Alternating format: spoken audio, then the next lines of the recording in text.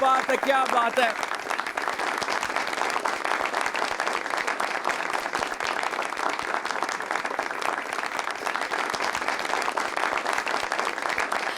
Thank you very much, ladies and gentlemen. Welcome to हद करती with Mohammad Saqib. Once again, रंग रलियां आप देख सकते हैं किस तरह उनके आंसू निकल गए हैं कभी-कभी जब आप बहुत ही शानदार परफॉर्मेंस देते हो और आवाम का प्यार इतना होता है कि समंदर भी उसके सामने कुछ नहीं है, तो इस तरह खुशी के आंसू आपके निकलते हैं. आज के शो में ये हैं हमारी मेहमान, versatile actress, model, singer and what not. Property का काम भी बहुत अच्छा कर लेती हैं और पीटीवी के शानदार ड्रामों में भी काम किया है. आप लोगों के दिलों में जगह बना ली एक दफा फिर से आपकी भरपूर तालियों में मोहब्बत में द टैलेंटेड इज्जत हो तो ऐसी, नाम लिया नहीं फिर भी तालियां बज गई. प्लीज वेलकम द टैलेंटेड फिजा अली.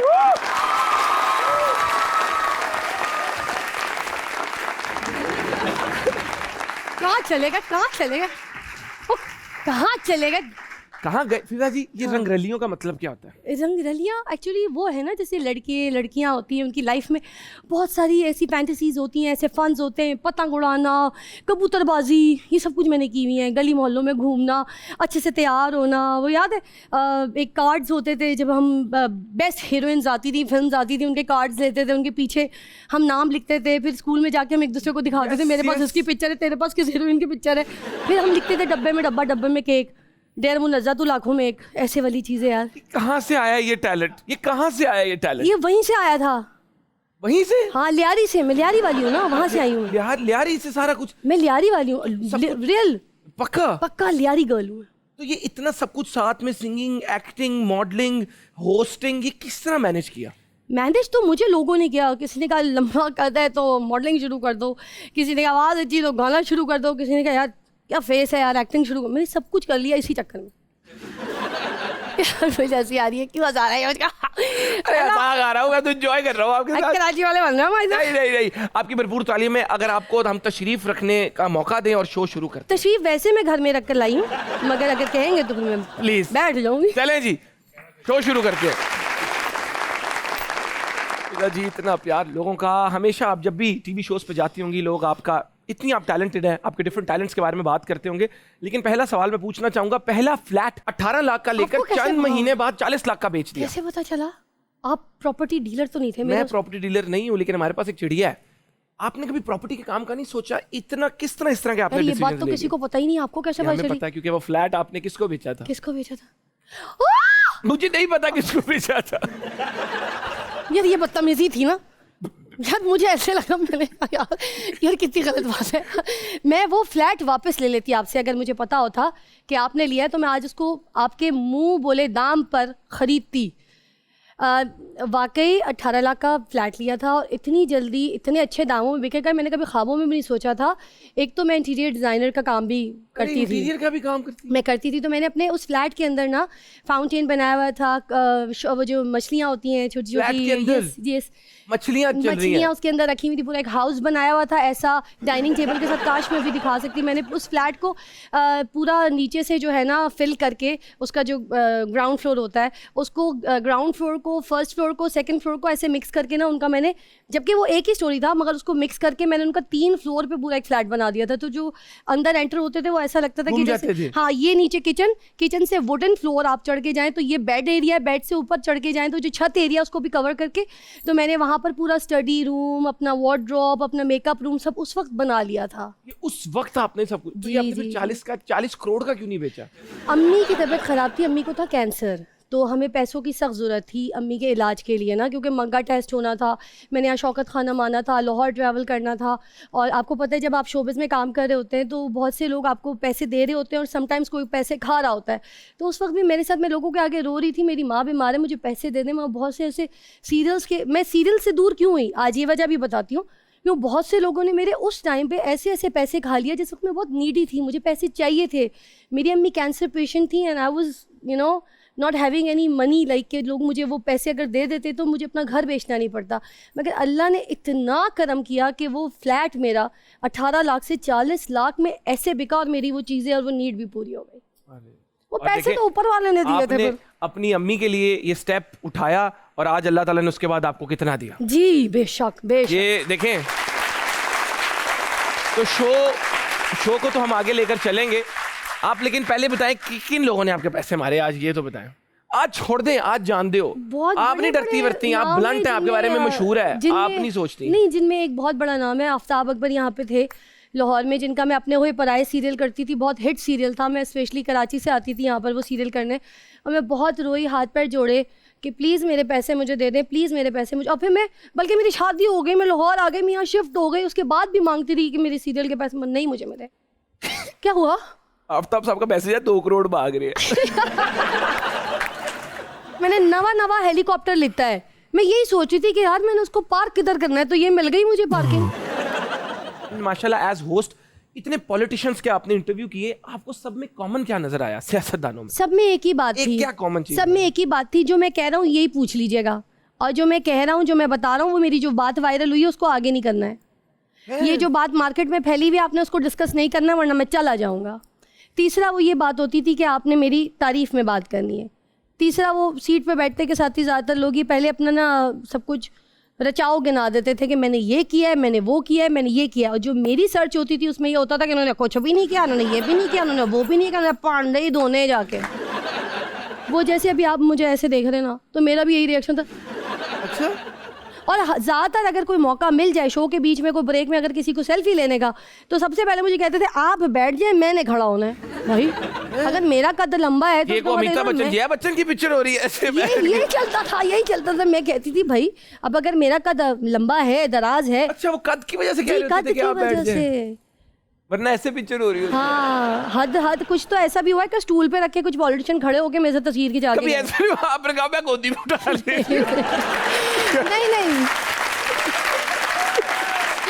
नहीं, मैंने बहुत अच्छे जवाब दिए। मैंने कहा मौला ही तेनू चुकेगा, मौला ही तेनू चुकेगा। उनकी जो काम है मौला ही नहीं चुकना है। नहीं, अब आम की दुआएं उठाएंगी। हाँ, ऐसा उठाएंगी। तो मुझे बताएं, अगर आज के दौर में मुल्क के जो हालात हैं, इन सियासतदानों से एक सवाल पूछना हो तो क्या पूछेंगी? आसिफ अली जरदारी। उनसे मैं ये पूछूंगी कि टोपी पहन के झूठ नहीं बोलना चाहिए। अच्छा। हाँ, टोपी पहन के झूठ कैसे बोलते थे? क्योंकि कहते हैं ना, जब हम लोग हांडी वांडी बना रहे होते हैं तो हम सर ढाकते हैं, अजान होती है हम सर ढाकते हैं, किसी बड़े बुजुर्ग के सामने खड़े होते हैं सर ढाकते हैं। आप इतनी आवाम के सामने, इतने बुजुर्गों के सामने, इतने बच्चों के सामने टोपी पहन के झूठ बोल देते हैं, आप कैसे झूठ बोल देते हैं? ठीक है। और मियाँ नवाज शरीफ साहब? मियाँ नवाज शरीफ साहब जो हैं वही अब तो वो है नहीं पाकिस्तान में, वरना अब देखो ना कैसे कैसों पे मुझे हेलीकॉप्टर लैंड करना पड़ा है, वरना उन्हीं पे करवाती। खुद सोचो। देखो, अगर मेरी तरफ से कोई बात बुरी लगी ना, तो अपनी तरफ से खुद किराया करा के रिक्शा घर चले जाना। शहबाज शरीफ साहब बहुत शरीफ हैं भाई, उनके बारे में तो बात करना ही शराफत के खिलाफ है। देखो, अच्छे टैलेंटेड लोगों को भी जिंदगी में मुश्किलात का सामना करना पड़ जाता है। चंद दिनों पहले जंगल में गुम गई थी, चंद दिन नहीं है बस हले, अभी गुम गई, जंगल में गुम गई थी, शेर से सामना हुआ जंगल में रात। वो आंखें कुछ दिख रही थी, हमें लगा कि वहाँ पर कोई शेर, कोई ऐसी चीज़ें दिखी। वाकया ये हुआ था कि मैं अपने गाने के शूट के लिए सुफने मैं गई हुई थी, अपनी बेटी को भी लेके, हमने पिकनिक भी, क्योंकि मेरी कोशिश ये होती है कि जब भी मैं अपने गाने की कुछ शूट करूं तो मैं अपने कल्चर को दिखाऊं, मैं अपना लाहौर, अपना पाकिस्तान, अपना पंजाब, अपना पूरा मुल्क दिखाऊं और अपना मुल्क का नाम रोशन। तुम कैसे गई? मैं इसी तरह चली गई ढूंढते हुए, मैंने बड़ा सर्च किया मंगला डैम का। मंगला डैम, वहाँ पे मुझे पता चला वहाँ पे एक रामपुर जो किला है, वो मंगला डैम से आप 35-40 मिनट की जो बोट पे ड्राइव करके जाते हैं और वहाँ पे पहुँचते हैं, जो कि समंदर पूरे दरिया के बीच में, और वो आधा डूबा हुआ है। ठीक है, वहाँ पे एक मज़ार भी है जो कि ना वो आधा डूबा हुआ है, मगर उसके अंदर पानी नहीं जाता, कि वो बाबा की तरफ से इजाजत नहीं है। इतना एहतराम है पानी को भी कि उनके अंदर पानी नहीं जाता। ऐसी ऐसी चीजें मैंने देखी। गलती ये थी कि मैंने फोरकास्ट नहीं देखा। मैंने परमिशन की सारी अरेंजमेंट्स की, सब कुछ किया। 2-3 दिन वहाँ पे कोऑर्डिनेटर्स जाके अरेंजमेंट करते रहे। जब मैं गई वहाँ पर पहुँची तो 35 मिनट की हमारी वो जो बोट की ड्राइव थी वो करके हम गए। वहाँ पे हमने पूरा किले में शूट किया, सब कुछ किया। और वो 430 सीढ़ियाँ थी जो चढ़ के हम ऊपर गए, जिसमें हमें चढ़ते हुए ऊपर 1.5 घंटा लगा। तो वो हमने पूरा शूट किया। वहाँ पे सांप वगैरह, जंगली चीज़ें भी, और जो कुछ खाना पीना लेके गए थे वो उस वक्त ख़त्म हो गया। हम 25 लोग थे टोटल। किले के ऊपर वो सूरज गुरूब हो रहा है और मैं उधर ऊपर खड़ी हुई हूँ और गाना गा रही हूँ। उस शॉट के लिए हमसे थोड़ा सा लेट हो गया, हमारी अपनी गलती। और फिर मुझे ये लगा था नीचे उतरते हुए हम जल्दी आ जाएंगे, 1.5 घंटा ऊपर जाते रहे, नीचे उतर, जल्दी आ जाएंगे सीढ़ियों से। स्लाइड लगी हुई थी जिस पे बैठ के आ जाए। जब आप सीढ़ियों से नीचे उतरते तो जल्दी उतरते हैं ना, चढ़ाई मुश्किल है। हाँ। यही हमने सोचा, आपको यकीन कीजिए उतरते हुए भी 2 घंटा लगा, क्योंकि हमारे पास जनरेटर्स थे, क्रेनें थी, HMI थी, इतना सामान था कि टाइम लग गया। जब हम बोट पे बैठे, बोट पे बैठ के हम आधा समंदर भी अभी क्रॉस नहीं किया था, तो वहाँ पे तूफानी बारिश, ऐसा जैसे सैलाब, बिल्कुल वो नहीं है। पानी हमें पता नहीं था कि इंडिया ने जैसे छोड़ दिया है, तो वो ओवरफ्लो हो गया था मंगला डैम का पानी, और बीच हम दरिया में थे, वहाँ पे ऐसे ठंडर, हमने पानी दरिया के बीच में, जी बीच दरिया जान में। तो निकल गई उस होगी। बोट में कौन कौन था देखें, 25 लोग तो उन्हें दूसरी बोटों पे आना था, मैं, मेरी बेटी फराल और मेरे स्टाफ में नाइला, मेरी नज़ीर, मेरे स्टाफ मेंबर, 2 बोट वाले बस, और हम, और 2 बच्चे भी मेरे साथ थे, क्योंकि हमें सेफ्टी के लिए पहले बच्चे और औरतों को निकालना था ना, तो हम पहले निकल गए। अब वहाँ कहने लगी सेफ्टी के लिए बच्चे लेके गए थे कि वो हमें बचा लें।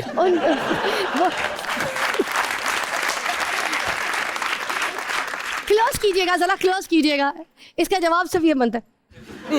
हाँ अच्छा, तो फिर हम बीच दरिया में वहाँ पे फंस गए, ठीक है। अब जब फंस गए तो वो ऐसे जैसे बोट बिल्कुल अबाउट टू गिरने वाली थी।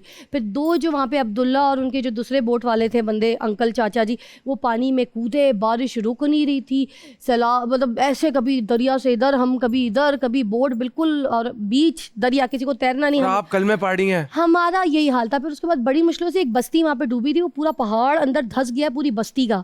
हम मुश्किल से वहाँ पर गए, वहाँ पर 4 घंटा मुसलसल हम अटके रहे, बारिश, तूफान, थंडर बिल्कुल नहीं रुका, और वो पानी के अंदर बोट्स पकड़ के खड़े रहे। हमने अपील की थी, तो उसके बाद ये हुआ था कि वो जो वही बोट पे जो 2 बंदे थे ना, 4 घंटा जिन्होंने इंतज़ार किया, वो हमें किसी पहाड़ के टीले पे ऊपर लेके गए। किसी का घर था, एक औरत और एक मर्द, उन्हें अपने कपड़े दिए, हमें सुखाया, आग के आगे बिठाया, वरना हम तो नीले थे। पानी ठहरा तो हमें ऐसे ऐसे निकाला गया भगा के। बस हमारे पास सेफ एंड साउंड फिजाली इज बैक गाइस। एक और सेगमेंट की तरफ चलते हैं जो बहुत ही एक्साइटिंग सेगमेंट है, जिसका नाम है लिप सिंक बैटल।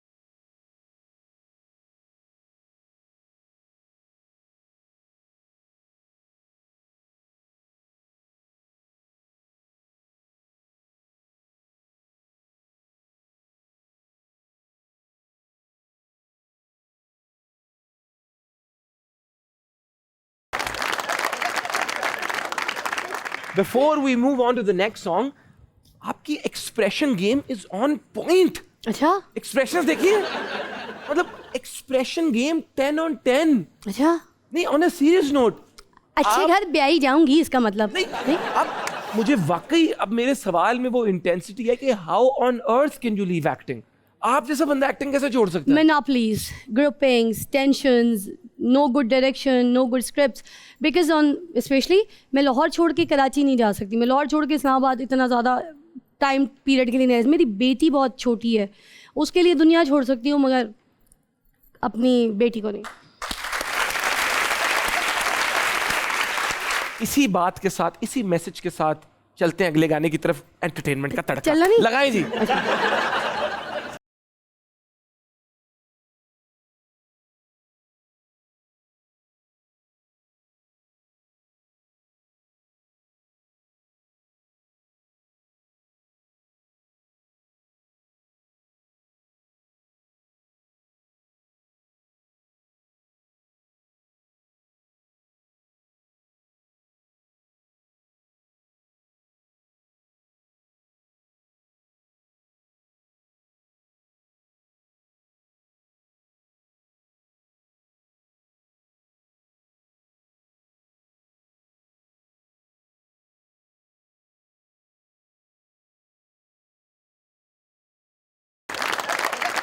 इसी के साथ चलते हैं एक छोटे से ब्रेक की तरफ। आपने कहीं नहीं जाना, क्योंकि हम बहुत जल्द वापस आएंगे। कीप वॉचिंग हद कर दी with Momin Saqib. Thank you.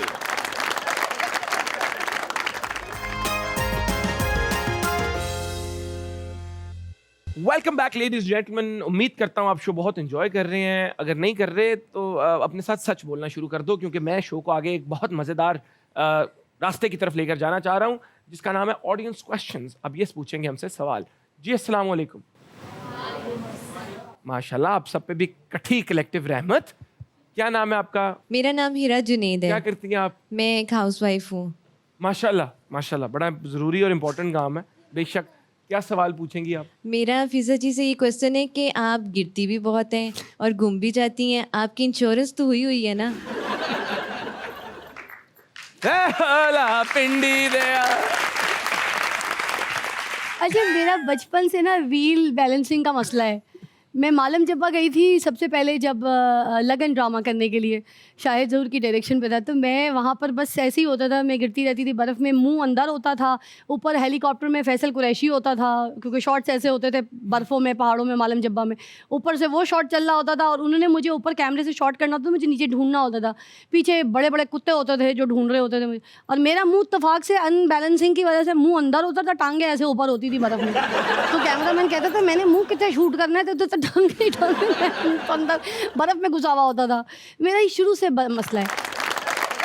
अस्सलाम वालेकुम। अस्सलाम। क्या नाम है आपका? आमना अजहर। क्या करती हैं आमदा? I am a student. क्या पढ़ती? FSc biology. लाइफ में आगे क्या करना है आप? डॉक्टर ही बनेंगे। किस चीज़ की? Heart specialist. हार्ट।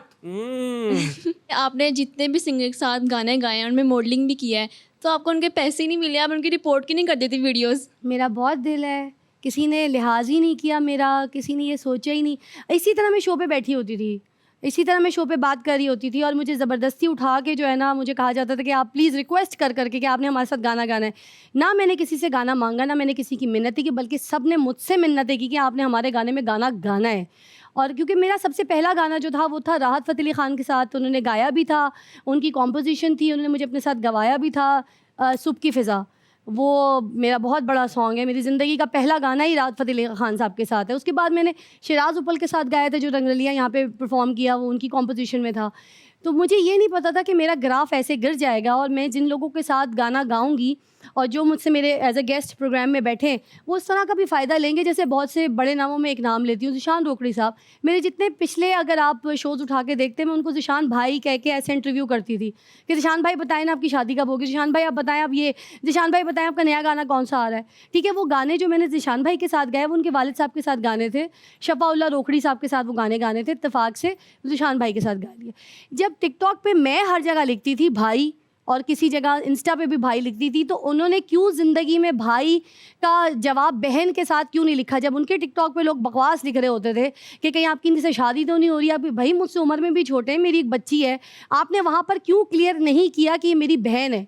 मुझे इतना दुख हुआ, मुझे इतना अफसोस हुआ इन आपने हरकतों उनको का। कन्फ्रंट नहीं किया? आपने उनसे बात नहीं की? नहीं, मैंने बाद में एक वीडियो भी बनाई थी, मगर मुझे ये देखे शोहरत एक पॉजिटिव वे से भी हासिल की जा सकती है। जैसे मेरी ज़िंदगी में कोई ऐसी चीज़ें नहीं है जिससे मैं कोई गलत तरीके से वायरल होने की कोशिश करूं। मुझे वायरल नहीं होना, मगर ना मुझे कोई काम इतना कोई शौक है कि इंडस्ट्री में किसी गलत जगह घुस के मैं काम हासिल कर लूं। जब तक बंदा शरीफ नहीं, मैं काम नहीं करूँगी। मगर आपने क्यों क्लियर नहीं किया? आप फिर मैं उस क्लिप को जोड़ के मैं लोगों को बता रही हूँ कि भाई, फिर बाद में उन्होंने ये बात एक अपलोड की थी अपने सोशल मीडिया पे कि वो मेरी बहनों से बढ़कर हैं। ये बात उन्होंने बाद में अपलोड की, पहले क्यों नहीं अपलोड की? मेरा पहला सवाल।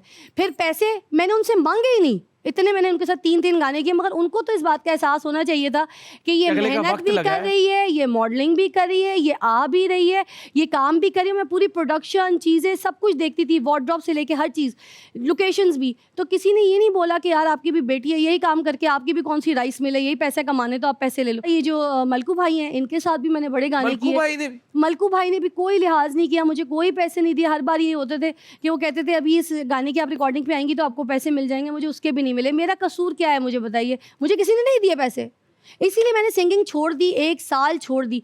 फिर और तो और, मैं सज्जाद अली साहब मेरे बड़े भाइयों की जगह है, वो एक ड्रीम है, वो एक वो जॉनरा है सज्जाद अली। मैं उनके घर गई, उन्होंने मुझे इतनी इज्जत दी कि मैं आपको वो लफ्ज़ नहीं बना, मतलब लफ्ज़ में बुंद के नहीं बयान कर सकती। उनकी बेगम, उनके बच्चे, चॉकलेट्स, गिफ्ट, खिलाना पिलाना, इज्जत, सेल्फीज़। लोगों ने उस पर लिख दिया फ़िज़ा अली ने जो है सज्जाद अली साहब से शादी कर ली, उनकी बेगम ने भी बच्ची और फ़िज़ा को एक्सेप्ट कर लिया। इतनी मतलब कभी कभी दुख होता है यार, क्यों ऐसी बातें करते हैं? आंसू निकलते हैं कलेजे से, दिल से रोता है बंदा यार, फट जाता है। तुम लोग कौन कौन? इनकी बात कर रहा हूँ जो ये कमेंट्स करते हैं अच्छा। कि सजाद अली व्हाई अच्छा, मैंने कहा भूल गई गजनी, मैंने कहा मैं फिजा जिंदगी किसी में ने कुछ कोई बना नेगेटिव कमेंट किया ना फिजा जी के बारे में, यार खुद सोचे कल को उसकी शादी मैं क्या करनी कर है अभी सकता हूँ? यार। मैं कौन सा मेरे खुद हालात ऐसे हैं। लेकिन आप लोगों को अगर दिल करे नेगेटिव कमेंट करने का मेरे पे करो। मेरा सोशल मीडिया आओ मोमिन साकिब @MOMINSAQIB नेगेटिव कमेंट इधर आके करो। फिजा जी के बारे में अब किसी ने कोई बात नहीं करी मैं तबीयत साफ कर दूंगा। ए बच्चा, चल रही है। ये बच्चा बहुत अच्छा है, ये आगे इतना आगे जाएगा सीधा मैं- छतरे निकल जाएगा। मैं मालूम जब्बास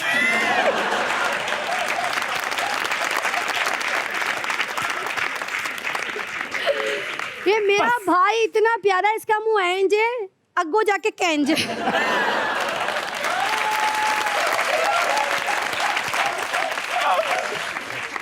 अस्सलाम वालेकुम। वालेकुम क्या अस्सलाम। नाम है आपका? मेरा नाम कशफ ईमान है। कशफ क्या करती हैं? मैं एफएससी की स्टूडेंट हूँ, फर्स्ट ईयर प्री मेडिकल। माशाल्लाह कशफ सब ठीक है? यस। चलो सवाल पूछो। मेरा सवाल ये है कि आप बहुत बचत करती हैं कि सरफ भी खुला मंगवाती हैं। हम भी बहुत बचत करते हैं, फिर पाकिस्तान पे इतना कर्जा क्यों चढ़ रहा है? अरे इस मुल्क में सभी बचत कर रहे हैं तो फिर मुल्क पे कर्जा क्यों चढ़ रहा है? हमारी तो सेविंग्स इतनी हो जानी चाहिए कि हम दूसरों को उधार दे दें। ये इतना जद, ये तुम्हें पता कैसे चला कि मैं खुला सरफ मंगवाती हूँ? ये तो मैंने कहीं मेरे ख्याल से बच्चा ये बताया। जिस मंगवाती किससे हैं आप? सर्फ कौन डिलीवर करता है? नहीं डिलीवरी में मुझे नहीं पता। एड्डा तू धोबी नहीं वैसे ये सच्ची बात है, ये मैंने कभी मीडिया में बैठ के कहीं बोला नहीं, मगर आपको पता है तो मुझे अभी लम्हा आ गया। हाँ बड़ी बात है। अच्छा खैर, तो सर्फ खुला जो इसीलिए इस्तेमाल होता है क्योंकि एक तो जो खुला सर्फ है वो वॉशिंग के लिए बड़ा अच्छा होता है। ये अगर आप बाज़ार के बड़े बड़े ब्रांड में नाम नहीं लेना चाहूँगी, जितने महंगे ब्रांड्स हैं उसके अंदर आपने देखा होगा वो एक नील का दाना जैसे सवैयाँ का होता है वो मिलता है। वो आपको पता है कपड़े की कास्टिक को ख़राब कर देता है, कपड़े की क्वालिटी को ख़राब कर देता है, कपड़े की झिल्ली मार देता है, कपड़े के धागे को बर्बाद कर देता है, जिसका रवा खड़ा हो जाता है। जब ये रवा खड़ा हो जाए तो उसका मतलब है कि आपका कपड़ा डैमेज की तरफ जा रहा है। और हम महंगे महंगे कपड़े लेते हैं, हाथ से कपड़े धोते हैं क्योंकि टी शर्ट्स वगैरह हाथ से धुलती हैं, जो ऐसे कोई मोटे चादरें ये चीज़ें होती हैं मशीन में धो लेते हैं, ऐसे ही है। तो फिर उस सर्फ को जब आप उस सर्फ के साथ मिक्स करेंगे तो उससे एक तो सफाई अच्छी, धुलाई साफ़ सुथरी होगी और वो इतना हैवी केमिकल वाला सर्फ नहीं होता। तीसरी बात खुशबू अच्छी होती है। उसके बाद आपको सॉफ्टनर में कपड़े डुबो के तो तमाशे नहीं करने पड़ते, धो के देखिएगा, सस्ता भी अच्छा भी। इसी बात पर अगला सवाल पूछना चाह रहा था लेकिन क्या करें, ब्रेक लेनी पड़ेगी। चैनल चलते इस तरह है तो आप कहीं मत जाइएगा। मुझे पता है आपको अच्छा नहीं लगता ये जो हमारी दूरी है, लेकिन चैनल चलते इस तरह जाकर इस तरह आएंगे। कहीं मत जाना, चाय कॉफ़ी पीनी है पी लो, बाथरूम जाना है हुआ, क्योंकि हद कर दी का सिलसिला भी ख़त्म नहीं हुआ। Love you. Welcome back. आ जाएं, हद कर दी का ये जो सिलसिला है इसको आगे लेकर चलते हैं और फिजा जी से पूछते हैं मजे मजे के सवाल। आप कहती हैं मैं तो लंडे से शॉपिंग करती हूँ। हाय अल्लाह, लंडा इधर भी खुल गया। हाँ इधर है ना, बड़ा हैवी वेट लंडा इधर। तो लंडे में जाके बार्गेनिंग का कोई तरीका तो बताया था।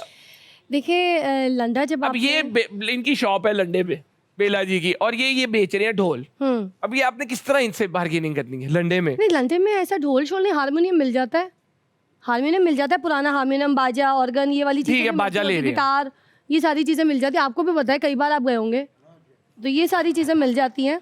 नहीं ये भाई मेरे जितने भी बेल्ट लगाए पूछ लो किसी से, सच बोले, अल्लाह को जान देनी है, दूध वाले को तो नहीं देनी है ना, सच बताना है। बेल्ट है जो आपने लगाई है काफी, भाई मेरे भाई होंगे लंडा से, मैं तो लाती हूँ, पहनती हूँ। आप लाए, जिगर है तो बताए, लाए कौन लाया, किसने पहनी है, कोई दिखाए। आपने तो बेल्ट ही नहीं पहनी है, वैसे किसी ने पहनी है तो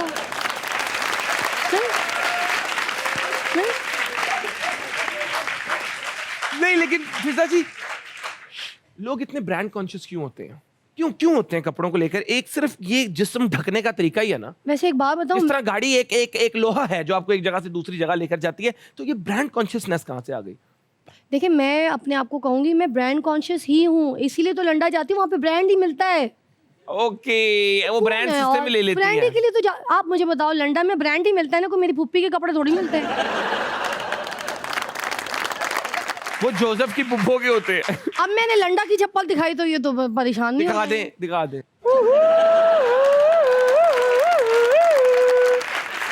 ये किसी दुकान में मिले तो बता दीजिए लंडा की है। मॉडलिंग का एक्सपीरियंस कैसा रहा आपकी? आप मॉडलिंग का फर्स्ट एक्सपीरियंस ये था कि जिस वक्त मेरा पहला फैशन शो था, बहुत मुश्किलों से इजाज़त मिली थी, तो क्या देख आपको फील के होता था जब आप एक बहुत खूबसूरत लड़की को देखती? मैंने तो अभी तक सारी जब मैं इंडस्ट्री में आई मैंने सारी खूबसूरत लड़कियों को देखा। जैसे मैंने देखा विनीज़े को, बहुत खूबसूरत थी, गोरी चुट्टी टाइट ऐसे स्किन, जैसे वो आजकल सर्जरीज करा के होती है ना, वो उनकी नेचुरल वैसे ये टाइट अल्लाह मियां पूरा करके चिट्टा रंग करके भेजी थी अल्लाह मैंने मियां। बना के भेजी थी। नो मेकअप, शादी, फैशन शोज़ में भी बस ये आई मेकअप शेकअप करती थी, बेशेष नहीं। और सुनीता मार्शल इतनी खूबसूरत थी, उसका ऑल दो थोड़ा सा सांवला रंग था, मगर वो जब ब्राइडल मेकअप के लिए किसी दुल्हन के जोड़े के लिए तैयार होती थी तो हम उसके आगे खड़े नहीं हो पाते थे। वो रैंप ले जाती थी, वो इतनी क्या रैंप उखाड़ के ले जाती थी कारपेंटर का? कैमरा उससे मूव ही नहीं होता था। पूरा फैशन शो की रील देख लो, वो सुनीता पे ही अटका होता था। सुनीता पे तो जो मेकअप और कपड़े और आए है, क्योंकि उसकी चीक्स ज़रा बड़े बड़े ऐसे गोल गोल थे, तो वो बबली फेस के साथ तो उसका हुस्न चीखता था, चीखे चिल्लाता मारा था। और लोग सारे ऐसे नहीं ऐसे भी नहीं होते थे। क्या है यार, ये कौन होस्ट है?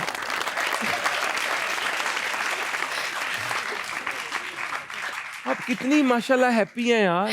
अच्छा फिर खैर, ये इरज, ओए होए होए, रज इरज जैसी मॉडल ना आई है ना आ सकती है। क्या किसी ने nickname क्या था अगर इरज का? गूगल करना है किसी को कुछ सीखने के लिए, उफ सांस रोक के उसका नाम लेना पड़ता है, इरज मंजूर।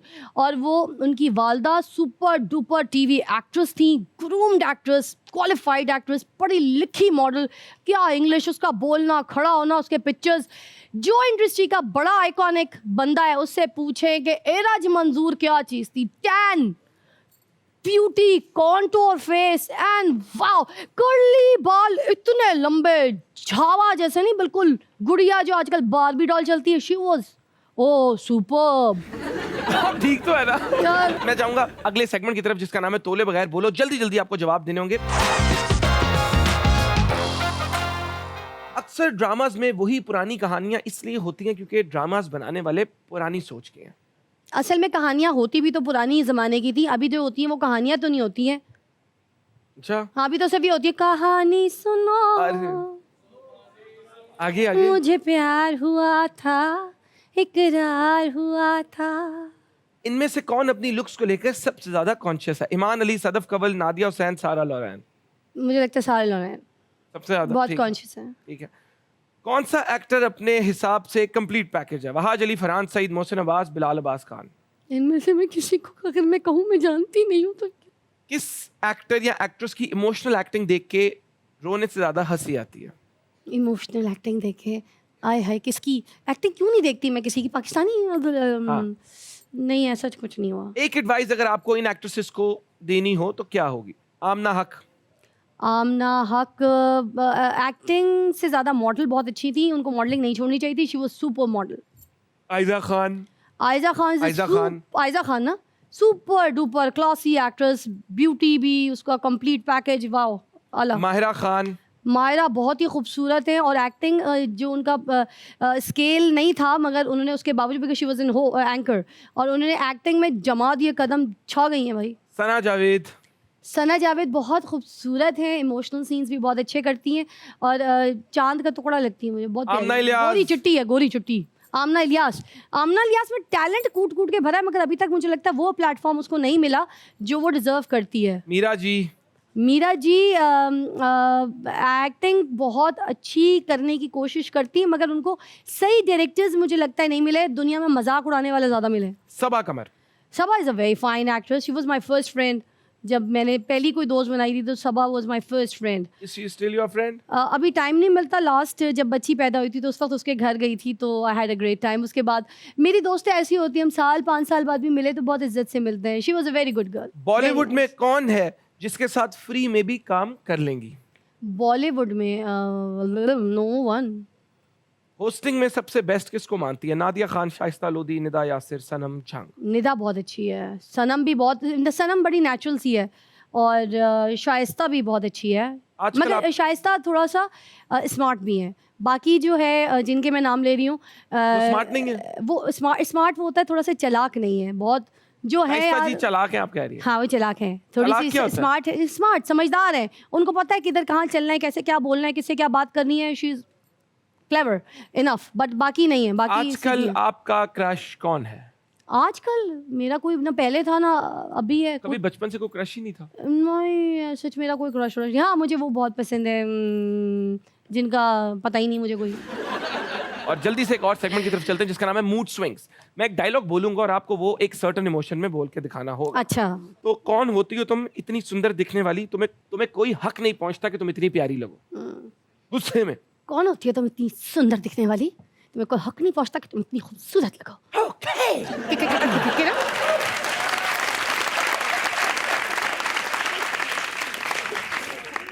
जज साहब, मैंने ये मर्डर नहीं किया। मुझे तो ब्लड देखते ही स्विंग्स, मेरा मतलब चक्कर आने लगते हैं ओवर एक्टिंग करते हुए। जज साहब ये शब्बू ये कत्ल मैंने नहीं किया। शब्बू जज साहब इस पे यकीन ना कीजिएगा, मुझे तो खून देख के उल्टियां आ रही है। जज साहब ऑर्डर ऑर्डर ऑर्डर, तालियां। ये है वो लड़का जिससे मेरी शादी होनी है। वाओ कितना हैंडसम है मामा, इतनी जबरदस्त पर्सनालिटी है, इतना कमाल का है, लंबी लंबी मूछें हैं, डरते हुए जैसे जिन देख लिया आपने। अम्मा कौन है ये लड़का? अम्मा मुझको ये लड़का बहुत अच्छा लगता है, मैं इससे शादी करना चाहती हूँ। अम्मा मैंने तो इतना कमाल लड़का कभी भी नहीं देखा, मैं इससे शादी करना चाहती हूँ। बाबूजी बाबूजी बाबूजी। नहीं नहीं नहीं, क्या शोर और तालियां।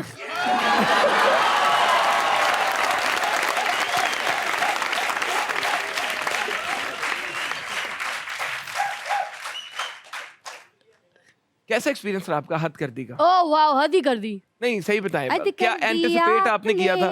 हद कर दी आपने, हद कर दी आपने, हद कर दी आपने।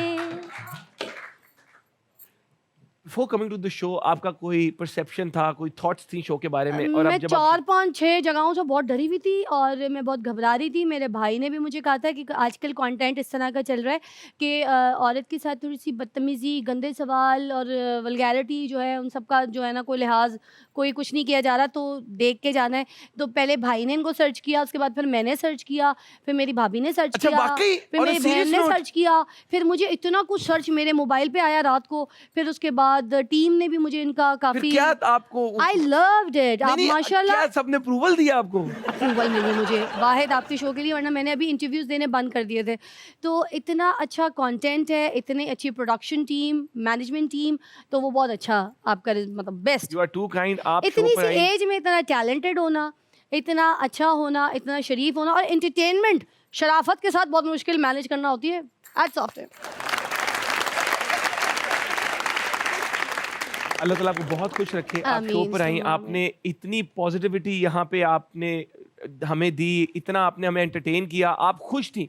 सबसे बड़ी बात है कि you are involved in the show और आपकी बड़ी बातों से हमने सीखा भी कि किस तरह आपने, आई थिंक शो का स्टार्ट ही इतना इम्पैक्टफुल था। और मैं चाहूँगा कि हम अक्सर अपने शो को एंड करते हैं एक कोई प्यारी सी बात करके या कोई सोशल इशू हाईलाइट करके, बट आई थिंक मैं शो के स्टार्ट को वापस लेकर आना चाहूँगा कि उन्होंने अपनी अम्मी की खिदमत की जब उनकी अम्मी की तबीयत ख़राब थी, और ख़ुद भी खिदमत की, और जो अपनी कैपेसिटी में वो कर सकी, बेशक वो उनका अपना घर था, उन्होंने बेच दिया, उन्होंने ये किया। तो आई थिंक आज शो का जो मैसेज है वो मैसेज ही ये होना चाहिए कि आप अपने माँ बाप की खिदमत करो, वो बेशक आपके वक्त से हो, आपके फाइनेंसिस से हो, या जो भी हो। आपको कोई भी लिमिट तक जाना हो तो आपको जाना चाहिए, एज लॉन्ग एज आप किसी के साथ ज्यादती नहीं कर रहे। हाँ, आई थिंक इस मैसेज से मैं शो को एंड करना चाहूँगा, Thank you. आपका शुक्रिया अदा करना चाहूँगा और कहना चाहूँगा कि आप कोई अगर आखिरी बात, कोई किसी जोक से, कोई प्यारी सी बात से शो को अगर आप एंड करना चाहें। हरी हरी घास में मेरा इंतज़ार करना, अगर मैं ना आऊँ तो गधे से बात करना। क्या बात है ladies and gentleman, ladies and gentleman, keep smiling, keep rocking. इसी तरह आप हंसते खेलते रहें तो हम भी खुश रहेंगे। मिलते हैं आपसे हद कर दी के अगले एपिसोड में, तब तक के लिए अल्लाह हाफिज। I love you.